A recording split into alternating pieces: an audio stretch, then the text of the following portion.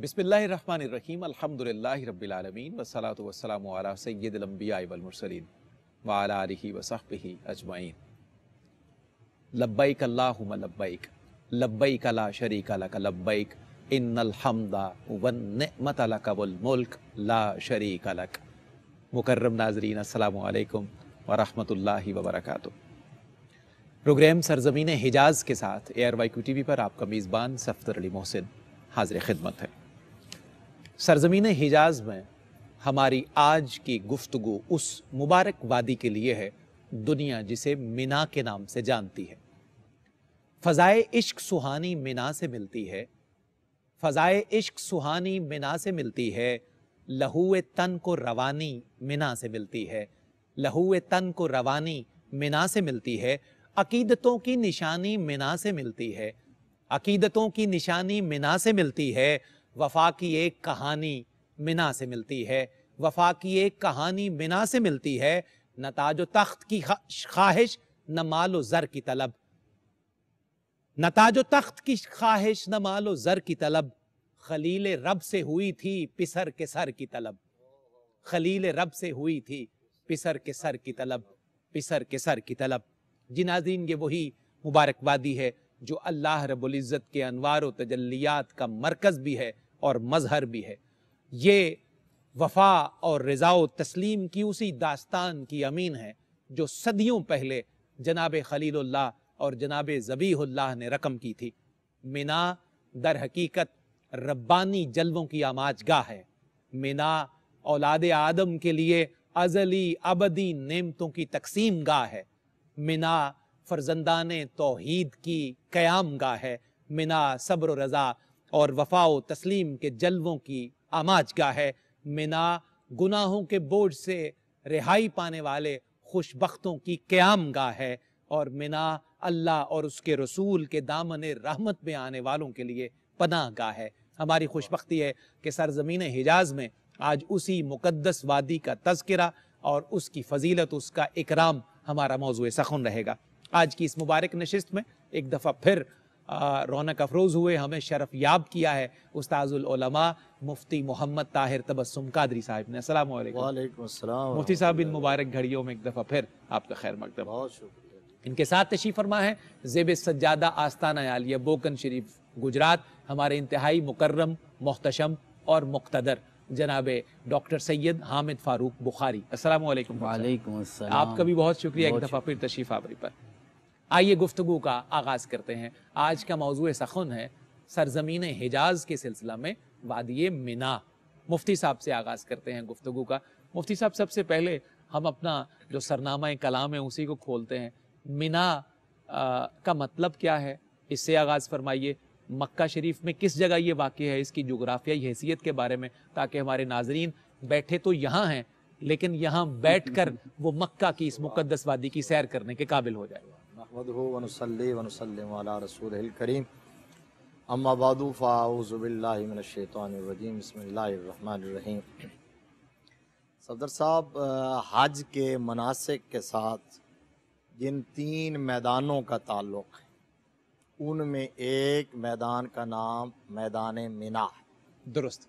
तीन बड़े मैदान, एक अरफात का मैदान, जी दुरुस्त, एक मुज़दलिफ़ा का मैदान और तीसरा मिना का मैदान। सुभान अल्लाह। यहाँ मनासिक के हज अदा होते हैं और मिना के साथ स्पेसिफिक जिस अमल का ताल्लुक़ है वो रमी जमरात का ताल्लुक़। अल्लाह। और रमी जमरात के पीछे पूरी तारीख़ है, पूरी हिस्ट्री है, उसकी बैकग्राउंड है कि ये हम वहाँ जो अलामती शयातीन हैं उनको जो उम्मत जाके कंकर मारती है तो वो क्यों मारती है, उसका एक तो हवाला वही है जो आपने अपने इंट्रो में दिया है, हज़रत इस्माईल ज़बीहुल्लाह अलैहिस्सलातु वस्सलाम के हवाले से, कि आपको जब शैतान ने बहकाने की कोशिश की थी तो 3 मरतबा जब हज़रत इब्राहीम अलैहिस्सलातु वस्सलाम ले जा रहे थे ना, तो वो आता था और कहता था कि ऐसा भी कभी हुआ है कि ख्वाब आए और बच्चे को ज़बह कर दिया जाए। तो आप फिर उस वक़्त उठा के उसे कंकर मारते थे। और बाज़ रिवायात में यह है कि हज़रत आदम अला नबिय्यना व अलैहिस्सलातु वस्सलाम ने इन्हीं 3 मकामात पर जब इब्लीस ने उन्हें बहकाने की कोशिश की तो आपने उसको कंकर मारे थे, लिहाजा ये आपकी भी सुन्नत है और फिर मेरे मुस्तफ़ा करीम सल्लल्लाहु अलैहि वसल्लम की भी सुन्नत है। मीना का जो मैदान है ये मक्कातुल मुकर्रमा से मशरकी जानिब में 5 किलोमीटर के फासले पर है, ये दुरुस्त। और 20 मुरब्बा मील इसका है रकबा।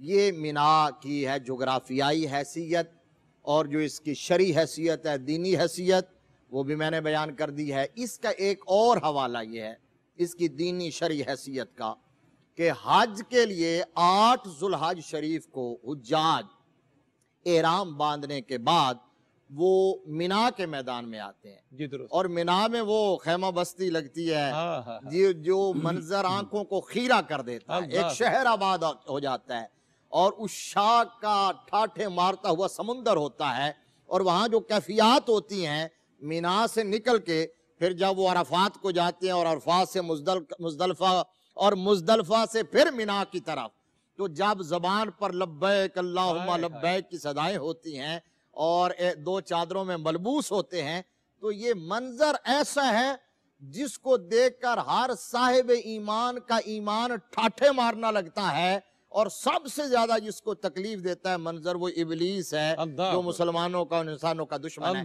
तो वहाँ 8 जुल्हज को एहराम बांध के हुज्जाज जाते हैं, वहाँ जोहर की नमाज, असर की नमाज, मगरिब की नमाज, इशा की नमाज, फजर की नमाज वहाँ अदा करते हैं, और फिर वहाँ से 9 जिलहज शरीफ को अराफात के मैदान में जाते हैं जहाँ रुकन आज़म अदा किया जाता है, और वहाँ 2 नमाजें जोहर और असर जमे तकदीम की सूरत में अदा की जाती हैं जोहर के टाइम में। फिर वहाँ से गुरूब आफ्ताब से पहले पहले मुजदलफा में आते हैं, वहाँ आके 2 नमाजें मगरिब और इशा की इकट्ठी पढ़ी जाती हैं जो इशा के टाइम में, और अगले दिन फिर मीना में 10 जिलहज शरीफ को आया जाता है और वहाँ जमरे को कंकरियां मारी जाती हैं। आखिरी अल्फाज के मीना को मीना क्यों कहते हैं, आपका सवाल ये था। पहला तो मीना को मीना इसलिए कहते हैं कि मीना का माना होता है अरबी जुबान में, मीना के लफ्ज का माना है बहना। तो चूंकि इस मैदान में कुर्बानी भी की जाती है और जानवरों का खून बहता है, इसलिए इसको मीना कहते हैं। और आले अरब मीना उस जगह को भी कहते हैं जहां लोगों का इकट्ठ हो, गैदरिंग हो, हुजूम हो, इज्तिमा हो। तो चूंकि यहाँ उस शाका ने मुस्तफा का हुजूम होता है, इसलिए भी इसको मीना कहा जाता है। बहुत शुक्रिया मुफ्ती साहब किबला, हमेशा की तरह बहुत अच्छा आगाज आपने फराहम कर दिया। डॉक्टर साहब किबला, मीना की हैसियत के बारे में और उसकी फजीलत के बारे में मुफ्ती साहब ने बड़ी खूबसूरती से रोशनी डाली। जमरात का जिक्र किया, 3 मरतबा कंकर मारने को जमरात सलासा हम उसे इस्तिलाह के एतबार से कहते हैं। मैं चाहता हूँ इसको ज़रा थोड़ा सा इसके बैकग्राउंड को भी मज़ीद खोलिए ताकि ये हमें समझना आसान हो जाए। सफ्तर भाई, गुजारिश ये है कि ये 3 पत्थर के बने हुए सतून हैं जिन्हें जमरात कहा जाता है, और जमरा ये अरबी ज़ुबान का लफ्ज़ है और उसकी जमा जमारात है। जी दुरुस्त। जमरतुन वाहिद है और जमारात इसकी जमा है, और उसके 2 मानी लुगत की किताबों में बयान किए गए। एक तो आग के अंगारे को जमरा कहा जाता है, और दूसरा छोटे छोटे जो कंकर होते हैं उन्हें भी जमरा कहा जाता है, क्योंकि ये रमी जमरात कंकर मारने के एतबार से ये इस्तिलाह हमारे सामने आई है। और जिस तरह हज़रत ने इरशाद फरमाया कि ये शैतान को अलामती तौर पे पत्थर मारे जाते हैं, कंकरियां मारी जाती हैं शैतान को। सफदर भाई, सारा दीन ही तो अलामतों से भरा हुआ है। अरे क्या सारा दीन ही। हम हजर अस्वद की बात करें, हजर अस्वद की बात करें, काबे का तवाफ करके हम तो काबे की तो नहीं इबादत कर रहे होते ना, वगरना अल्लाह का घर तो यहाँ भी है, लाहौर में भी है, इस्लामाबाद में भी है, लेकिन आपने हज करना है और तवाफ की नीयत से करना है। और जिस तरह मेरा रब वहां मौजूद है यहाँ भी मौजूद है, लेकिन आपका तवाफ वो तवाफ बनेगा जिस तरह हजरत उस्मान गनी ने कहा था, मैं उस वक्त तक तवाफ नहीं करूंगा जब तक मेरे आका मेरे आगे आगे तवाफ नहीं करेंगे। और उनका तस्वुर ये था कि मुझे क्या खबर थी रकू की, मुझे होश कब था सजूद का, तेरे नक्शे पा की तलाश थी कि मैं झुक रहा था नमाज में। यादा जमारात हूँ, मीना हो, अरफा हो, मुजदलफा हो, काबा हो, हजर हो, मुकाम इब्राहिम हो, जहाँ हज़रत सैयदना इब्राहिम अलैहिस्सलाम के कदमों के निशान लगे हैं, ये सारे शायरुल्लाह हैं। और कुरान ने हमें क्या तालीम दी है? कुरान कहता है, अपने हवाले से हमें यह सबक देता है कि जो गिलाफ कुरान को छू लेता है वो भी मुकद्दस हो जाता है। लिहाजा कुरान की जिल्द हो, कुरान का वर्क हो, कुरान का गिलाफ हो, आप उसे हाथ नहीं लगा सकते जब तक तहारत ना हो। यानी जिस चीज की निस्बत हो गई है वो भी उसी तरह मुकद्दस हो गई। ताबूत सकीना का जिक्र हमें कुरान में मिलता है। और ताबूत सकीना में क्या था? हजरत मूसा अलैहिस्सलाम की इस्तेमाल शुदा चीज़ें, हजरत हारून अलैहिस्सलाम की वक़ाल लहुम नबियुहुम इन्न आयत मुल्किही अन यातियकुमुत ताबूत फीहि सकीनतुम मिर रब्बिकुम। पता ये चला कि जिन चीज़ों की निस्बत अल्लाह के अंबिया से हो जाती है, अगर आप भी उनसे जुड़ जाएंगे तो मेरा रब आपको सकून अता फरमा देगा, तस्कीन अता फरमा देगा। तो सकीनत खास तौर पे दिल के सकून के बारे में कहा जाता है। हजरत यूसुफ अलैहिस्सलाम ने मिस्र से कमीज भेजी, अल्लाह ने उसे भी अपने शायर में शामिल कर लिया। सुभान अल्लाह। इज़हबू बिकमीसी हादा फाल्कुहु अला वज्हि अबियात बसीरा। कहा जाके कमीज डालिए। यार मेरा रब बराह रास्त भी तो बिनाई दोबारा अता फरमा सकता था, लेकिन इन निस्बतों के बगैर, शायर के बगैर, अलामात के बगैर, वसीले और तवस्सुल के बगैर उसकी बंदगी मुकम्मल नहीं होती। लिहाजा अल्लाह की बारगाह में पहुंचना है, हज का कोई एक रुकन ले लीजिए, नमाज का कोई रुकन ले लीजिए, रोजा ज़कात कोई भी चीज़ है, ये इसके बगैर मुकम्मल नहीं होती। तो हमें शायरुल्लाह का एहतराम यूं समझ के करना चाहिए जिसकी तरफ आपने इब्तदा में कहा। मुफ्ती साहब ने भी इरशाद फरमाया कि जमारात को रमी करना ये अल्लाह का हुक्म है, इत्तिबा हजरत इब्राहीम अलैहिस्सलाम की है, और अदा मेरे और आपके आका जनाब मोहम्मद रसूलुल्लाह सल्लल्लाहु अलैहि वसल्लम की है। बहुत शुक्रिया डॉक्टर साहब किबला। मुकर्रम नाज़रीन, सरज़मीन हिजाज में आज मिना का मुबारक मैदान, वो जगह हमारा मौज़ूए सुख़न। डॉक्टर साहब की इस बात पर मुझे वक्फे की तरफ बढ़ना है कि अगर दिल की आंखों से देखा जाए तो हमारा दीन अल्लाह रब्बुल इज़्ज़त के प्यारों की अदाओं और उनकी अलामतों का नाम ही है। प्रोग्राम में एक मुख्तसर सा वक्फा। जी नाज़रीन, एक दफ़ा फिर आपका खैर मक़दम है। प्रोग्राम सरज़मीन हिजाज आज मिना का मुबारक, मुक़द्दस, मोहतरम, मुक़्तदर, मुनफ़रिद और मोहतशम मैदान हमारा मौज़ूए सुख़न है। ये वही मैदान है जहाँ अल्लाह रब्बुल इज़्ज़त की पैहम रहमतों का नुज़ूल होता है। बढ़ते हैं मुफ्ती साहब किबला की तरफ। मिना में मुफ्ती साहब एक बड़ी मारूफ तकरीम वाली मस्जिद है जिसे मस्जिद खैफ कहते हैं।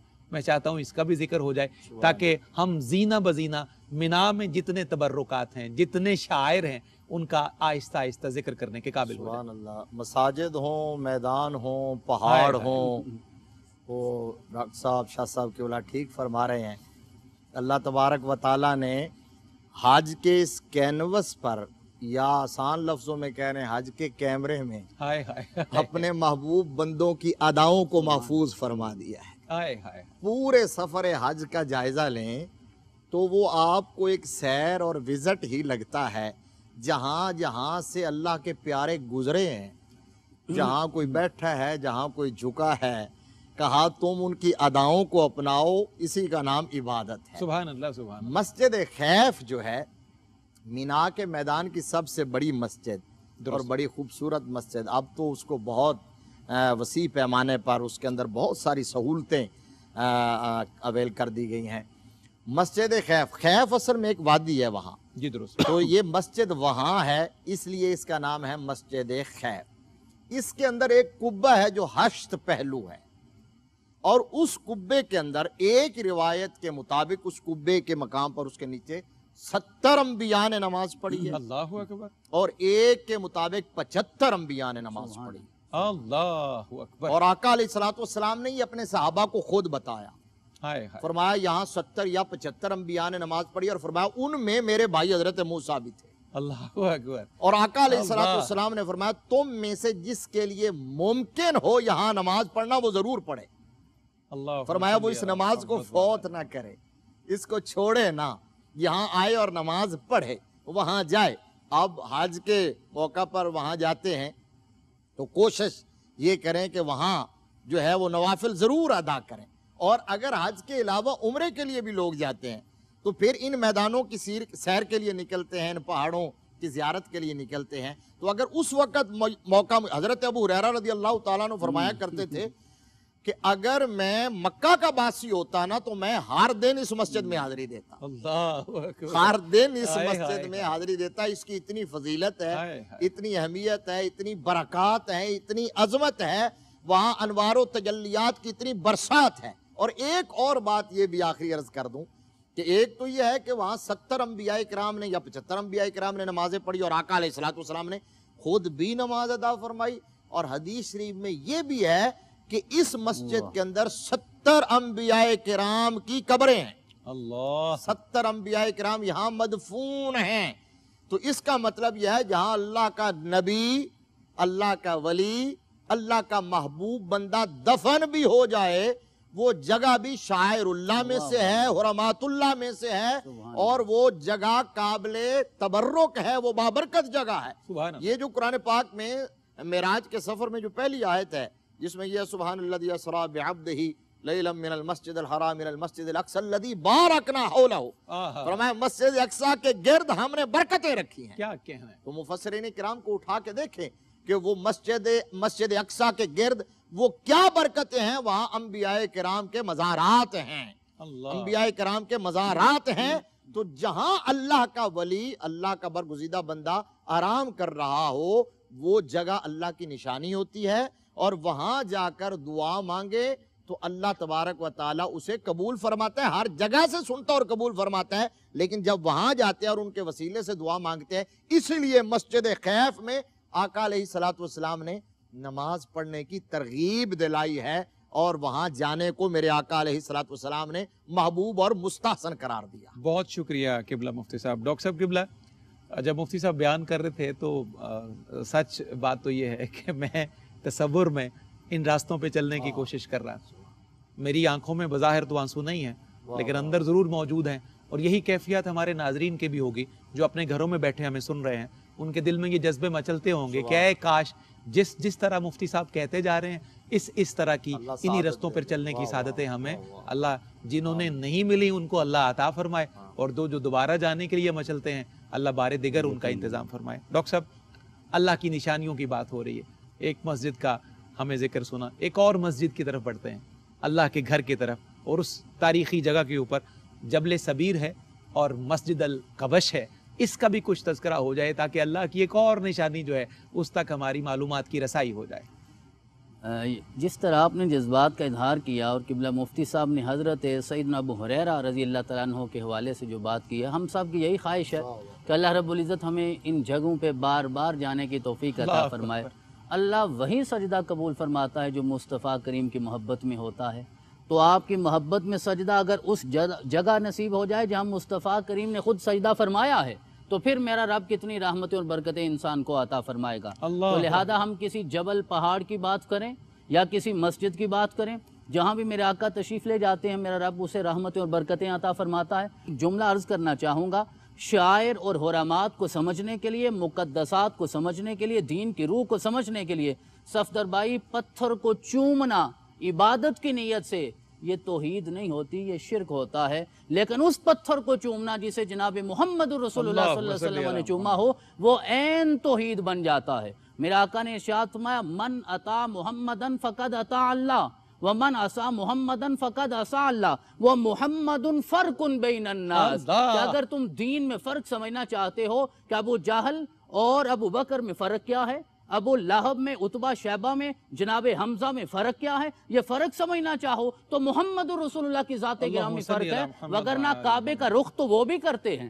وہ بھی وہیں آتے ہیں، بت انہوں نے اپنے وہاں رکھے ہوئے ہیں. جو بتوں کو آ کے سجدہ کرتا ہے، بلکہ یوں کہنا چاہوں گا جو کعبے میں آ کے اپنے بتوں کو وسیلہ بنا کے اللہ سے ابر رحمت طلب کرتے ہیں، رب انہیں ابو جہل بنا دیتا ہے. اور جو کعبے میں آ کے جناب محمد رسول اللہ صلی اللہ علیہ وسلم کے توسل سے اللہ سے طلب کرتے ہیں، میرا رب انہیں وہ مقامات اور درجات عطا فرماتا ہے جو کسی اور کو نصیب نہیں ہوتے. تو میرے آقا کی ذات گرامی یہ فرق ہے. آقا جہاں بھی تشریف لے گئے، اب دیکھیے آپ نے مسجد القبش کا ذکر کیا. قبش عربی زبان میں مینڈے کو کہا جاتا ہے. بھئی کون سا مینڈا؟ جو حضرت اسماعیل علیہ السلام کے ذبح عظیم کی صورت میں اللہ نے فدیہ عطا فرمایا تھا. وَفَدَيْنَاهُ بِذِبْحٍ عَظِيمٍ. یہاں سوال یہ پیدا ہوا کہ آخر اللہ رب العزت نے اگر اسماعیل کی قربانی قبول نہیں کرنی تھی، گردن کٹوانی نہیں تھی، تو 3 بار لگاتار خواب میں دکھایا کیوں ہے؟ اور پھر حضرت ابراہیم علیہ السلام نے وہ کام کیوں کیا؟ اکثر مفسرین نے، اہل محبت نے یہ لکھا ہے کیونکہ حضرت اسماعیل علیہ السلام سے میرے اور آپ کے آقا جناب محمد رسول اللہ صلی اللہ علیہ وسلم کا نور منتقل ہونا تھا، اور جس کا سفر مینا سے شروع ہونا تھا، جس قربانی کا، اس نے بالآخر کربلا میں ختم ہونا تھا، جس کے بارے میں اقبال نے کہا نہایت اس کی حسین ابتدا ہے اسماعیل. تو اس لیے یہ بڑی حرم کی جو داستان ہے یہ رنگین بھی ہے اور سادہ بھی ہے۔ اقبال نے کیسے دونوں چیزوں کو جمع کر کے بتا دیا، بھئی سادہ کیسے ہے؟ مینا میں جہاں تک اسماعیل ہیں تو سادہ ہے، جب کربلا میں حسین تک پہنچی تو وہ رنگین ہو جاتی ہے۔ اس سے پتہ یہ چلا اللہ رب العزت نے جب قربانی کو قبول کرنا تھا اس وقت قبول فرمایا، جس وقت روکنا تھا ذبح عظیم کی صورت میں وہ مینڈا عطا فرمایا۔ آخری میرا جملہ یہ ہے کہ دیکھیے جب میرا رب عطا فرماتا ہے مینڈے کو بھی اپنی نشانی بنا دیتا ہے، شاعر اللہ بنا دیتا ہے، قربانی کے جانور کو شاعر اللہ کیا دیتا ہے، وَالْبُدْنَ جَعَلْنَاهَا لَكُمْ مِنْ شَاعِرِ اللَّهِ، قربانی کا جانور بھی شاعر اللہ ہے۔ اللہ رب العزت ہمیں استقامت بھی دے، راہ ہدایت پہ یوں چلنے کی توفیق عطا فرمائے کہ جسے مصطفیٰ کریم نے جتنی عزتیں عطا فرمائی ہیں اگر ہم وہ ادراک کر لیں گے یقیناً دنیا بھی سنور جائے گی اور عقبہ میں بھی میرا رب ضرور اجر عطا فرمائے گا۔ بہت خوبصورت ڈاکٹر صاحب آپ نے بیان کیا، اللہ آپ کی توفیقات میں اضافہ فرمائے۔ مفتی صاحب قبلہ، ابھی ہم مینا کی فضیلتیں، اس کے اکرامات کا ذکر کر رہے ہیں، تو یہ نبی کریم علیہ السلام کے دین کا پیغام دینے کے بعد کی صورتحال ہے، ہم زیادہ تر جسے ڈسکس کر رہے ہیں۔ کچھ ایسا بھی معمول کہیں ہوگا جو زمانہ جاہلیت کا ہوگا، تو اس زمانے میں، جہالت کے زمانے میں، یہاں جو کفار تھے وہ کیا کیا کرتے تھے، اس زمانے کے معمولات کا اگر کچھ ذکر ہو جائے تو ہمیں کمپیریٹیولی زیادہ آسان ہو جائیں گی چیزیں سمجھنا۔ جی مشرکین مکہ جو ہیں، شاہ صاحب نے اپنی گفتگو میں ایک جملہ کہا تھا کہ وہ بھی کعبے میں ہی آتے تھے، یہ درست، وہ بھی ان میدانوں میں چکر لگایا کرتے تھے، لیکن بات یہ ہے کہ ان کے آنے میں اور مصطفیٰ کے نوکروں میں آنے میں زمین آسمان کا فرق ہے۔ مفتی صاحب وہی فرق جو جی جی بالکل یہی ہے، جو فرق محمدی ہے، جو حضور کا دامن پکڑ کے آتا ہے، حضور کی اتباع میں آتا ہے، حضور کا نام لے کے آتا ہے، حضور کا وسیلہ، تو ان کے معمولات میں، ان کی رسومات میں، ان کی سو کالڈ عبادات میں بہت زیادہ جاہلانہ رسوم داخل تھی۔ مثلا وہ کعبہ شریف کا ننگے ہو کر طواف کیا کرتے تھے، اللہ اکبر کبیرہ، ننگے ہو کر طواف کرتے تھے۔ ان کی دلیل وہی تھی جو آج کے لبرلز کی دلیل ہوتی ہے، وہ کہتے تھے کہ انسان دنیا میں آیا ہے تو اسی حالت میں آیا ہے، لہذا رب کی بارگاہ میں بھی اسی حالت میں پیش ہونا چاہیے۔ تو میرے مصطفیٰ کریم صلی اللہ علیہ وآلہ وسلم نے پھر رب کے حضور حاضری کا طریقہ اور سلیقہ بتایا ہے، فرمایا اللہ کی بارگاہ میں پیش کس طرح ہونا ہے۔ یہ تو تھا کعبہ کے طواف کے حوالے سے، اور بھی بہت ساری فرسودہ رسم و رواج تھی۔ مینا کے حوالے سے جو آپ نے سوال کیا، ان کے جو غلط ان کے ذہن میں، ان کے دل و دماغ میں چیزیں بیٹھی ہوئی تھیں، ان میں ایک یہ تھی کہ وہ جب مینا کے میدان میں آتے تھے احرام باندھنے کے بعد، جس طرح میں نے پہلے سیگمنٹ میں ذکر کیا کہ 8 ذی الحج شریف کو مینا میں لوگ آتے ہیں احرام باندھنے کے بعد، تو اب ایک تو ان کا خیال یہ تھا کہ اگر کوئی شدید حاجت بھی پڑ جائے تو یہاں سے اپنا، جن کا وہاں کے باسی جو تھے یا جن کے وہاں وہ اپنے گھر نہیں جا سکتا، اب وہ اس کے لیے ہیلا نکالتے تھے۔ اگر گھر جانا، وہ سمجھتے تھے کہ گھر جانے سے منع یوں ہے کہ اپنے دروازے سے، جو گھر کا دروازہ وہاں سے نہیں آ سکتے، اب کسی کو کام پڑ جاتا تھا تو وہ دیوار کو کیا کہتے ہیں نقب لگاتا اور وہاں سے داخل ہوتا، یا چھت سے آتا یا عقب سے آتا۔ تو اس کو قرآن پاک نے باقاعدہ بیان کیا، فرمایا یہ کیا نیکی ہوئی کہ تم اپنے گھروں کو پیچھے سے آتے ہو؟ اگر کسی کو کوئی حاجت، کوئی ضرورت، کوئی کام ہے تو وہ گھر کے اسی دروازے سے آئے جو روٹین میں دروازہ ہے۔ تو یہ بھی ان کی ایک غلط رسم تھی، اور بھی بے شمار غلط ان کی رسومات تھی۔ اور اسی طرح جو آل وہاں مکہ والے تھے، ان کے اندر ایک یہ تھا کہ ہم شاید وی آئی پی لوگ ہیں، تو وہ باقی لوگوں کو حکم تھا کہ وہ عرفات میں جائیں تو وہ مکہ سے باہر نہیں جاتے تھے، وہ کہتے تھے کہ ہمارا حج یہی ہو جاتا ہے۔ تو اس کو بھی غلط ان کی مس پرسیپشن کو اللہ تبارک و تعالیٰ نے ختم کیا، اور وہ ثم افیدوا من حیث افاض الناس، تم بھی وہاں سے پلٹو جہاں سے باقی لوگ پلٹتے ہیں، کیونکہ عبادات میں اور دین اسلام کے اندر یہ وی آئی پی کلچر نہیں ہے، ایک ہی صف میں کھڑے ہو گئے محمود و ایاز۔ ناظرین، یہاں پروگرام میں ایک مختصر سا وقفہ ہے، اور اس حصے کا سبق یہ ہے کہ تمام چیزوں میں جو چیز فرق کرتی ہے وہ نسبت محمدی صلی اللہ علیہ وآلہ وسلم ہے۔ اسی نسبت کا حیا کرنے والے کامیاب ہیں، کامران ہیں۔ ایک مختصر سا وقفہ۔ جی ناظرین، آپ کا ایک دفعہ پھر خیر مقدم ہے پروگرام سرزمین حجاز ARYQ TV پر۔ ان مبارک ایام میں ان مبارک زمینوں کا تذکرہ جسے اللہ رب العزت کے رسول کی اور دیگر نفوس قدسیہ کی بے پناہ نسبتیں حاصل ہیں۔ ہمارا شرف یہ ہے خوشبختی کی معراج یہ ہے کہ ان مبارک دنوں میں ہمیں ان مبارک نفوس کا اور ان مبارک زمینوں کا اور انہی مبارک شاعر کا ذکر نصیب کیا جا رہا ہے۔ ہمیں گفتگو کا سلسلہ آگے بڑھانا ہے۔ آج ہمارا موضوع منا کی مبارک زمین ہے، اسی نسبت سے آگے پڑھیں گے۔ ڈاکٹر صاحب قبلہ، منا میں ایک اور عظیم الشان مسجد، مبارک مسجد ہے، وہ مسجد عقبہ ہے۔ اسی کا ایک حوالہ بیت عقبہ کے حوالے سے بھی ہے، تو میں چاہوں گا اس پر بھی روشنی ڈال دی جائے تاکہ اس حوالے سے یہ پیغام ہمارے ناظرین تک پہنچے۔ صفدر بھائی، ابھی جب آپ سوال کر رہے تھے ایک جملہ میرے ذہن میں آیا کہ میرے آقا صلی اللہ علیہ وسلم نے ارشاد فرمایا، اللہ رب العزت نے ایک حدیث میں 5 اور ایک میں 6 ایسے خصائص ہیں جو کسی اور کو عطا نہیں فرمائے۔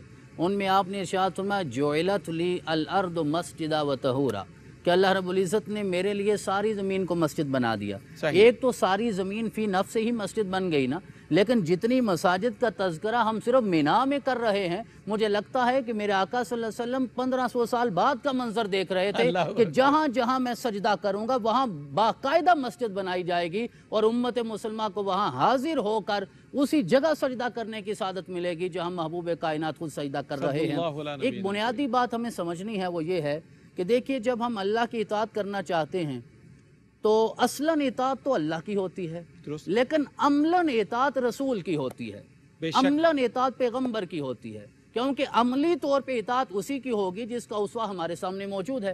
میں 2 آیات عرض کرتا ہوں کہ اللہ رب العزت نے قرآن عزیز میں حضرت نوح علیہ السلام کے حوالے سے، حضرت ہود، حضرت صالح سب کا ذکر کیا۔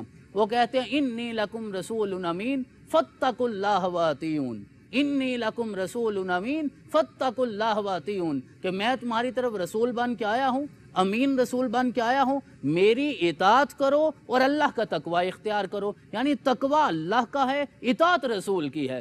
بغیر رسول کی اطاعت کے نہ تو حج ہوتا ہے، بغیر رسول کی اطاعت نہ تو زکوٰۃ ہوتی ہے، نہ روزہ ہوتا ہے، نہ ہی نماز ہوتی ہے۔ تو رسول اکرم علیہ تحیت و ثنا کی اطاعت جو ہے وہ لازم ہے۔ اور آپ نے بیعت کا سوال اٹھا دیا، جو وہیں اسی میدان میں اسلام کی سب سے پہلی بیعت ہوتی ہے، نبوت کا 11واں سال ہے، اور مدینہ سے آنے والے 2 قبائل اوس اور خزرج کے جو لوگ ہیں وہ بھی ہر سال حج میں آیا کرتے تھے۔ میرے آقا صلی اللہ علیہ وسلم اس وقت تک مکہ میں اپنا پیغام پہنچا چکے تھے اور جگہ جگہ آپ کا پیغام پہنچ چکا تھا۔ 6 لوگ جو مدینہ سے آئے تھے انہوں نے میرے آقا صلی اللہ علیہ وسلم کے دستے مبارک پہ بیعت کی ہے۔ یہاں سے بیعت کا سلسلہ شروع ہوا ہے اور یہ روحانی فیضان انشاءاللہ قیامت تک جاری رہے گا۔ یہ میرے آقا صلی اللہ علیہ وسلم کی سنت مبارکہ ہے۔ 6 لوگوں نے پہلی بیعت کی ہے، اور پہلی بیعت کو عقبہ اولا کے اعتبار سے اس اصطلاح سے تاریخ میں یاد رکھا جاتا ہے۔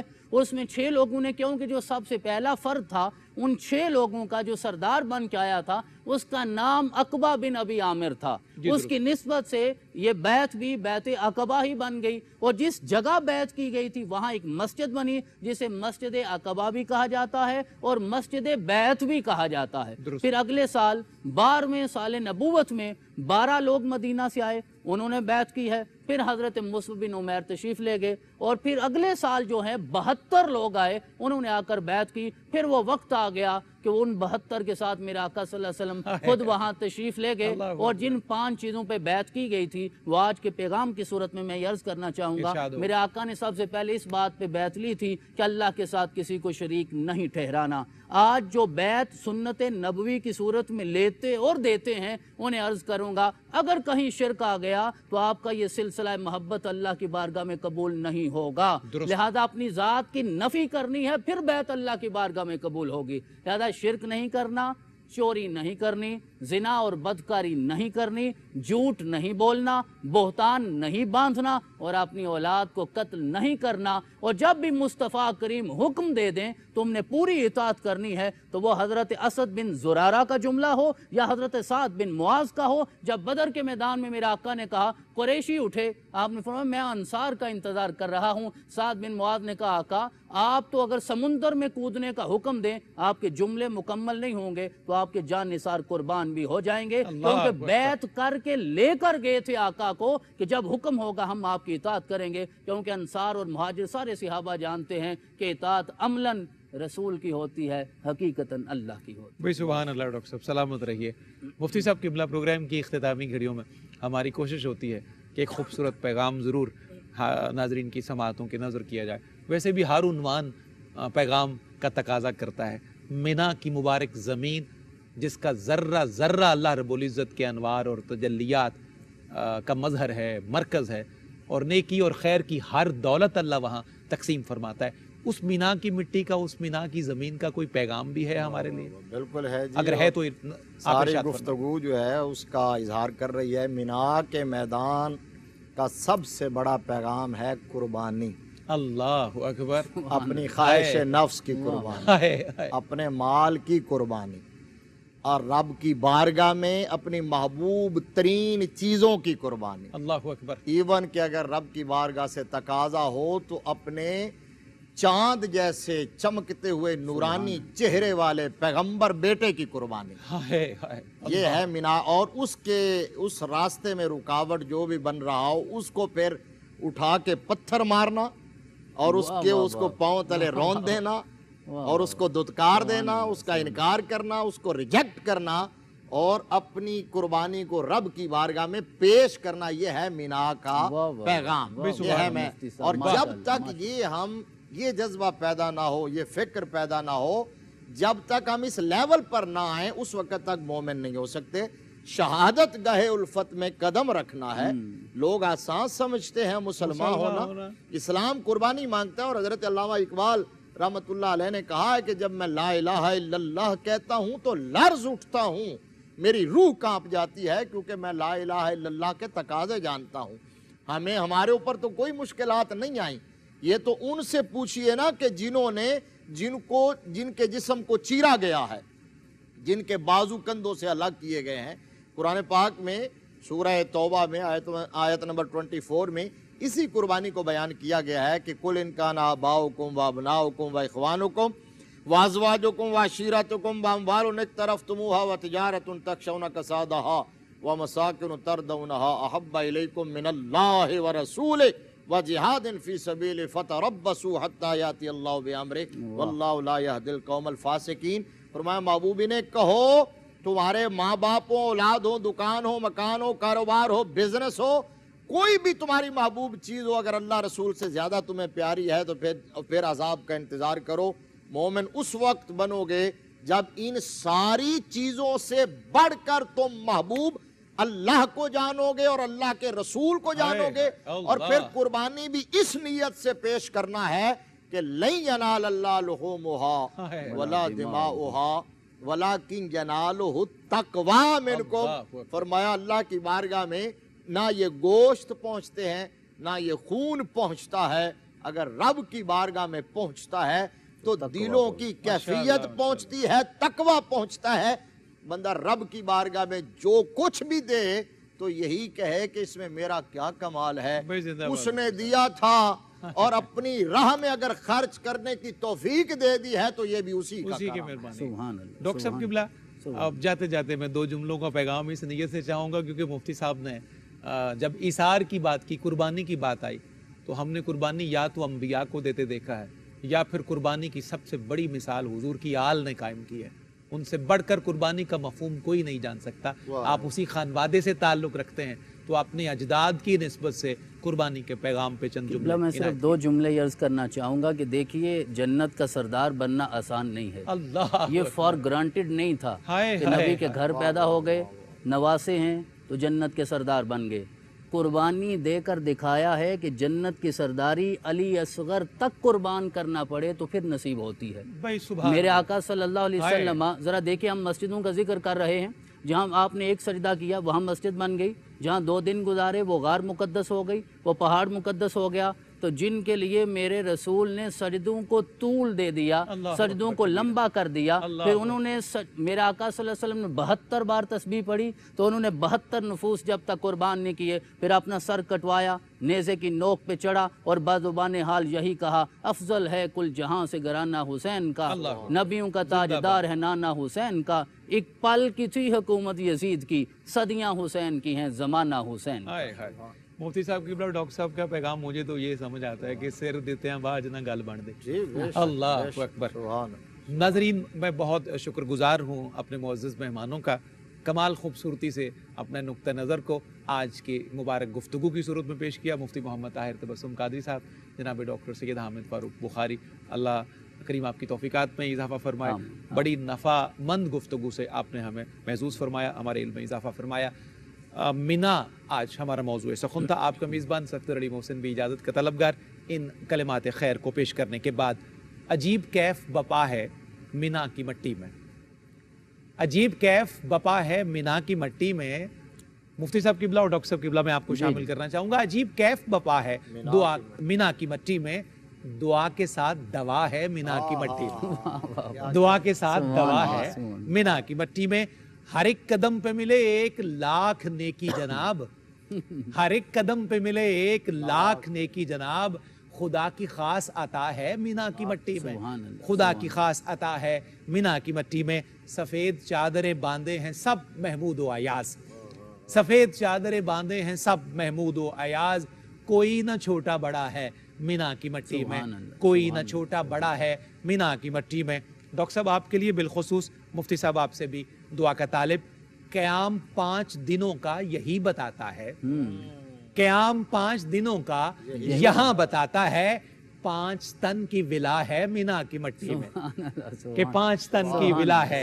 قیام 5 دنوں کا یہی بتاتا ہے کہ 5 تن کی ولا ہے مینا کی مٹی میں۔ اور آخری شعر سماعت کیجئے، کوئی حاجیوں سے پوچھے حزین تو لطف آئے، کوئی حاجیوں سے پوچھے حزین تو لطف آئے، کہ کیا کمال مزہ ہے مینا کی مٹی میں، کہ کیا کمال مزہ ہے مینا کی مٹی میں۔ عجیب کیف بپا ہے مینا کی مٹی میں، دعا کے ساتھ دوا ہے مینا کی مٹی میں، مینا کی مٹی میں۔ نیکی اور خیر کی اگلی نشست کے ساتھ پھر آپ سے ملاقات ہوگی۔ والسلام علیکم ورحمۃ اللہ وبرکاتہ۔